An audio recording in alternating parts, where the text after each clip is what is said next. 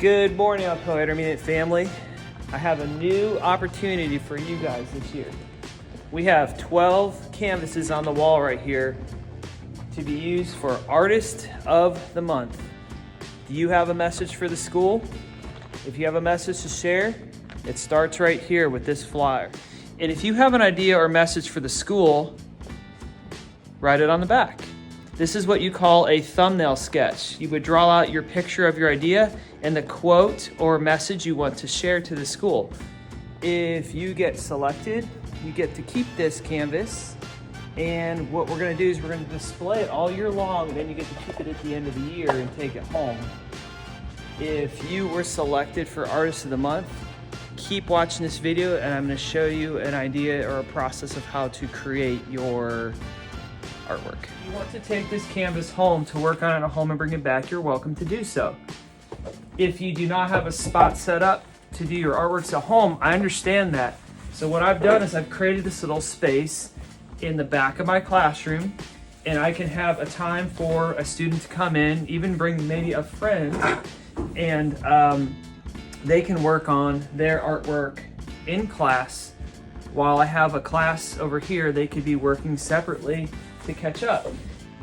So here's an example of what I'm looking for a sketch. I have some handouts with quotes on here that I can pass out to students if you guys want them. At the bottom is what I started with. What's my message to the school? Our theme this year for AIS is we take small steps to achieve big goals, coming from our creed. So I started with looking at the handout and I saw that was on there, and I saw a basic generic idea that I liked. So I tried drawing it a couple times. Basic, drawing it in multiple ways. Wrote my name for the artwork and created a title that was shorter called Small Steps. So if your artwork gets selected for Artist of the Month, I'm going to give the directions for how to complete your canvas now to pass along to you. First thing, sketch your name on the back of your artwork before you even begin and put the date on it. Number two is I'm going to jump down to this, is to get 3 colors that you want to use for your artwork. And you can always use white and black, but 3 other colors that you might want to use. For mine, since it has to do with Alcoa, I'm going to try to create a maroon out of red and purple, and I'm going to try to create a grayish tan for my other color.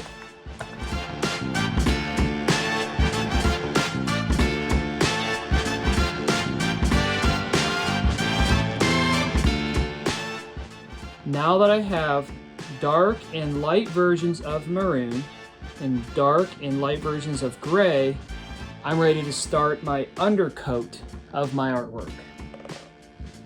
What the undercoat is I want you to use a bigger brush and paint the entire canvas, probably starting from the light color where your center of interest might be, to the darker color first. We are just doing the whole thing one color or one blend of a color, including the edges. Okay, I have my undercoat done. What you'll notice is that it's very wet, and my white color disappeared when I started to paint the colors in. So I'm gonna have to let this dry overnight and give it a day before I'm ready for the next step.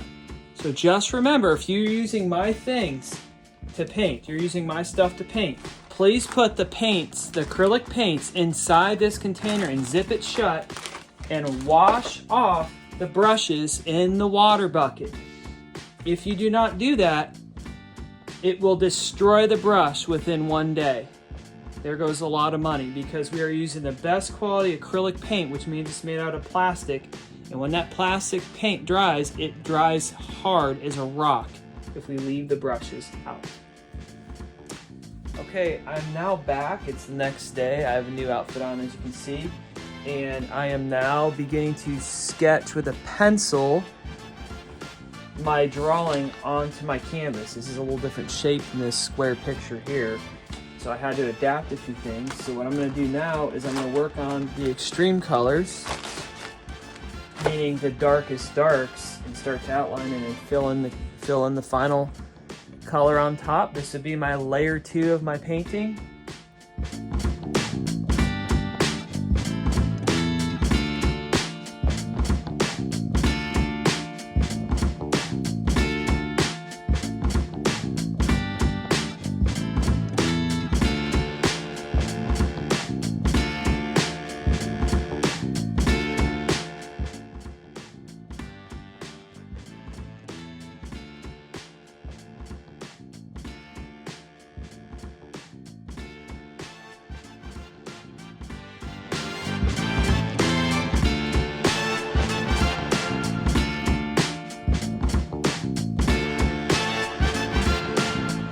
Okay, now I got my second layer done with some purples. Now I'm going to do the opposite, which is like a muted tan color for some highlights where the light shines. And that's about it, and do my final details.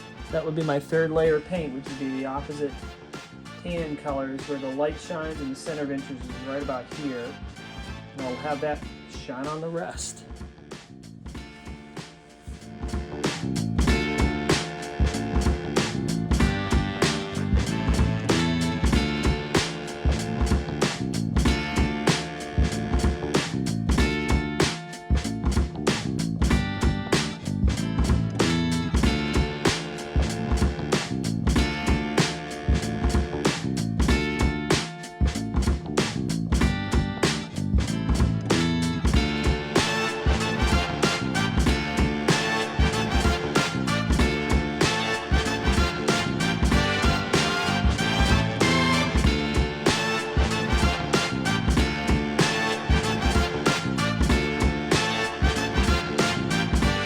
There you have it, guys. On day 3, I finally finished my final details using opposite colors and highlights with even a Sharpie at the very end.